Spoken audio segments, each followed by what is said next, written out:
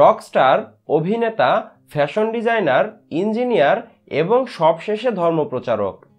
আজ যার কথা বলবো, ক্ষণিকের এই জীবনে তিনি বিচরণ করেছেন এর সবগুলো কর্মক্ষেত্রই। রকস্টার থেকে ধর্মপ্রচারক শুনতে একেবারে অসম্ভব মনে হলেও জীবনকে সম্পূর্ণ বদলে ফেলে এই কাজটিকেই সম্ভব করেছিলেন তিনি। বলছিলাম পাকিস্তানের জনপ্রিয় ব্যক্তিত্ব জুনায়েদ জামশেদের কথা। তার জীবনের খুঁটিনাটি বিষয় নিয়েই কথা বলবো কম্পাসের আজকের আলোচনায়। সাথেই থাকুন।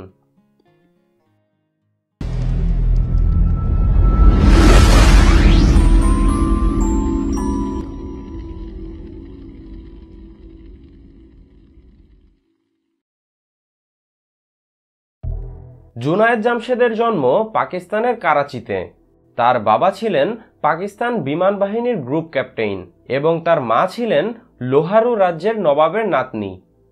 এছাড়াও তার আত্মীয়দের মধ্যে অনেকেই ছিলেন রাজনীতিবিদ এবং অভিনেতা। পড়াশোনার জন্য জামশেদকে সৌদি আরবের একটি বোর্ডিং স্কুলে ভর্তি করা হয়। সৌদি আরবের ইয়ানবু আল বাহারের একটি আন্তর্জাতিক বোর্ডিং স্কুল থেকে স্নাতক পাশ করার পর জামশেদ যুদ্ধবিমানের পাইলট হওয়ার জন্য পাকিস্তান বিমান বাহিনীতে যোগ দিতে চেয়েছিলেন। তবে তার দুর্বল দৃষ্টিশক্তির জন্য এটি আর সম্ভব হয়ে ওঠেনি। এরপরে তিনি লাহোরের প্রকৌশলী ও প্রযুক্তি বিশ্ববিদ্যালয়ে ভর্তি হন এবং এখান থেকে 1990 সালে জামশেদ মেকানিক্যাল ইঞ্জিনিয়ারিংয়ের উপর স্নাতক ডিগ্রি অর্জন করেন। জুনায়েদ জামশেদের রকস্টার জীবনের শুরু ভাইটাল সায়েন্স নামক একটি ব্যান্ডের সাথে যুক্ত হওয়ার মাধ্যমে। 1986 সালে ব্যান্ডটি গঠন করে ব্যান্ডের অন্য দুই মেম্বার, কিবোর্ডিস্ট রোহেল হায়াত এবং বেসিস্ট শাহজাদ হাসান, এবং আরও পরে ভোকাল হিসেবে এতে যোগ দেন জামশেদ। ব্যান্ডটি পাকিস্তানের বিভিন্ন অঞ্চলে পারফর্ম করা শুরু করে এবং আন্ডারগ্রাউন্ড ব্যান্ড হিসেবে পরিচিতি লাভ করে। ইসলামাবাদের একটি কনসার্টে পারফর্ম করার সময় পাকিস্তানি জাতীয় টিভি চ্যানেল পিটিভির নজরে আসে জুনায়েদের ব্যান্ডটি। এরপর থেকে পিটিভির সাথে কাজ করতে থাকে ভাইটাল সায়েন্স। অবশেষে 1987 সালের 14 আগস্ট রিলিজ হয় তাদের প্রথম অ্যালবাম ভাইটাল সায়েন্সের গান দিল দিল পাকিস্তান এবং তুম মিল গয়ে। অ্যালবামটি দ্রুতই সুপারহিটে পরিণত হয় এবং জুনায়েদ ও তার ব্যান্ডকে পৌঁছে নিয়ে যায় জনপ্রিয়তার তুঙ্গে। জুনায়েদ 1990 সালে ইঞ্জিনিয়ারিং ডিগ্রি অর্জন করে কিছুকাল পাকিস্তান এয়ারফোর্সে সিভিল কনস্ট্রাক্টর হিসেবে কাজ করেন এবং তারপর এটি ছেড়ে দিয়ে মিউজিক ক্যারিয়ারে মনোযোগ দেন। তাদের পরবর্তী দুটি অ্যালবাম ভাইটাল সায়েন্স 2 এবং এতবার এর জনপ্রিয়তা জুনায়েদকে দেয় নতুন এক পরিচয়। 1994 সালে পিটিভির ঢুন্ডলে রাস্তে সিরিজের সাথে চুক্তিবদ্ধ হয়ে জুনায়েদ নাম লেখেন অভিনেতাদের খাতায়। অভিনেতা হিসেবে ছোট একটি ইনিংস খেলে জুনায়েদ এবার মন দিলেন সোলো গানের ক্যারিয়ারে এবং 1998 সালে ব্যান্ড ছেড়ে এসে বের করেন নিজের সোলো অ্যালবাম উস রাহ পার। এই অ্যালবামের টাইটেল ট্র্যাকটি সহ না তু আয়েগি, আঁখো কো আঁখো নে ও সনম বাজারে তুমুল জনপ্রিয় হয়। 2001 সালে বের হয় তার সর্বশেষ অ্যালবাম দিল কি বাত। তবে ভাগ্য সবসময় সুপ্রসন্ন থাকে না, জুনায়েদের ক্ষেত্রেও তেমনটিই ঘটল। এমনিতেই ব্যান্ড ছেড়ে দেবার পর কাছের অনেকেই মুখ ফিরিয়ে নিয়েছিল তার থেকে। উপরন্তু তার শেষ দুটি অ্যালবাম ফ্লপ হয়।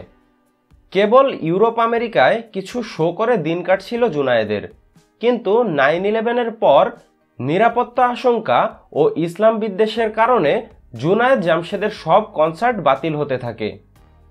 জনপ্রিয়তার শিখর থেকে হুট করে এমন খাদেই পড়লেন জুনায়েদ যে কোর্ট কর্তৃক তিনি দেউলিয়া পর্যন্ত ঘোষিত হলেন 2004 সালে। এরপরই লোকচক্ষুর আড়ালে চলে যান জুনায়েদ। মিডিয়া আউটলেটগুলো জুনায়েদের কোনো খবর সংগ্রহ করতে না পেরে জুনায়েদকে ফলো করার জন্য লোক নিয়োগ করেন। এদের মাধ্যমেই জানা যায় জুনায়েদ ধীরে ধীরে মিউজিক থেকে সরে এসেছেন এবং দৈনিক 5 ওয়াক্ত সালাত আদায় করছেন। এরপর 2004 সালে জুনায়েদ সকলের সামনে প্রকাশ করেন যে তিনি ইসলামের খেদমতের জন্য তার বাকি জীবন অতিবাহিত করবেন এবং ঘনিষ্ঠ এক বন্ধুর সাথে মিলে খাদির ব্র্যান্ড জে প্রতিষ্ঠা করেন। ব্যবসায় উন্নতির সাথে সাথে তিনি জড়িয়ে পড়েন তাবলিগ জামাতের সাথেও। তাবলিগের হয়ে ইসলামের দাওয়াত পৌঁছে দেবার পাশাপাশি তিনি শুরু করলেন নাত গাওয়া। এই নাত দিয়ে পুনরায় জনপ্রিয়তার শীর্ষে উঠলেন জুনায়েদ জামশেদ। তবে পুনর্জীবনের এই অধ্যায়ে অবধারিতভাবেই শ্রোতা ভক্তের ধরনটাই বদলে যায়, কিন্তু কণ্ঠ তো রয়েছে আগের ন্যায় মধুময়ী। এ কারণেই জুনায়েদের গাওয়া ইয়ে সুভা মদিনা, তুনে পুছি ইমামত, মুলতাজিম পার দুয়া, মেরে মাদাদ আল্লাহ এর মতো অসংখ্য নাথ পায় মানুষের ভালোবাসা। বাংলায় গাওয়া হে রাসূল ও নবীমোর পরশমণির কাভারও ইউটিউবের কল্যাণে পেয়েছে বেশ বাঙালি শ্রোতা জনপ্রিয়তা। বিশ্বজুড়ে মুসলিমদের জন্য প্রচুর দাতব্য কর্মকাণ্ডে অংশ নিয়েছিলেন জুনায়েদ।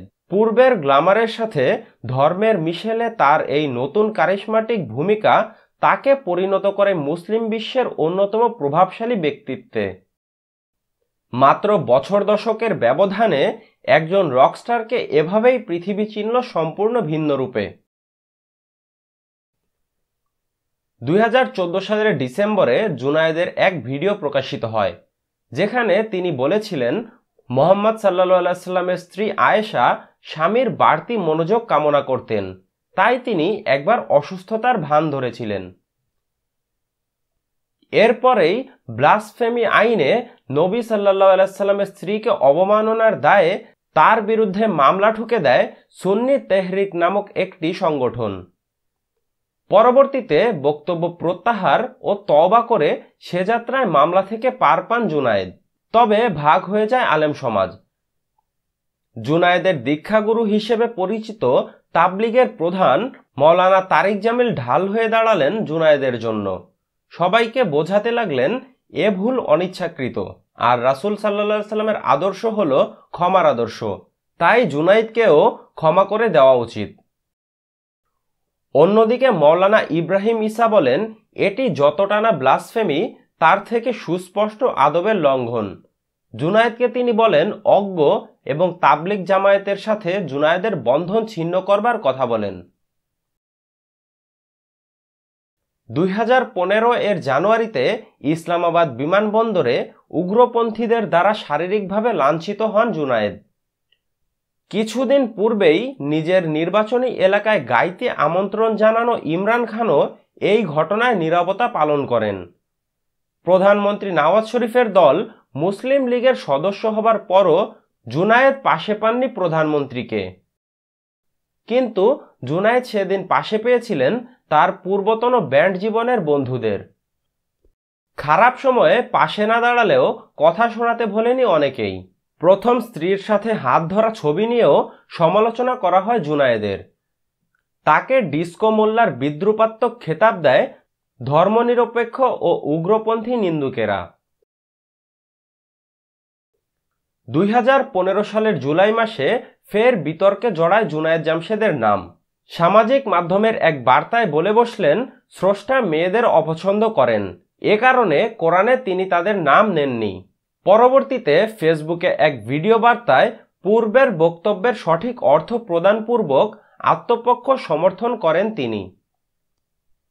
এ নিয়ে সামাজিক যোগাযোগ মাধ্যমে বয়ে যায় সমালোচনার ঝড়। অনেকে এমনও বলেছিলেন যে যার পেট চলে মেয়েদের পোশাক নকশা করে, মেয়েদের ছোট করে কথা বলা অন্তত তার সাজে না। 2016 সালের ডিসেম্বরে দ্বিতীয় স্ত্রী নাহিয়া জুনায়েদকে নিয়ে তাবলিগের কাজে তিনি পাখতুনখোয়া প্রদেশের চিত্রালে গিয়েছিলেন। 7 ডিসেম্বর সেখান থেকে ইসলামাবাদ ফেরার পথে তাকে বহনকারী বিমানটি একই প্রদেশের হ্যাভেলিয়ানে বিধ্বস্ত হয়। নিহত জুনায়েদের দেহকে স্বাভাবিকভাবে চিহ্নিত করা সম্ভব হয়নি। এক্স-রে, ডিএনএ পরীক্ষার ফলাফল দ্বারা শনাক্ত করতে হয়েছিল তাকে। তার মৃত্যুতে শোকে মুহ্যমান হয়েছিল তার অগণিত ভক্ত, যার কেউ ভালোবেসেছিল রকস্টার জুনায়েদকে, কেউ বা বেসেছিল নিবেদিত প্রাণ মুসলিম গায়েন জুনায়েদকে। এভাবেই ইতি ঘটেছিল একটি বর্ণবহুল জীবনের, একটি বর্ণাঢ্য গল্পের।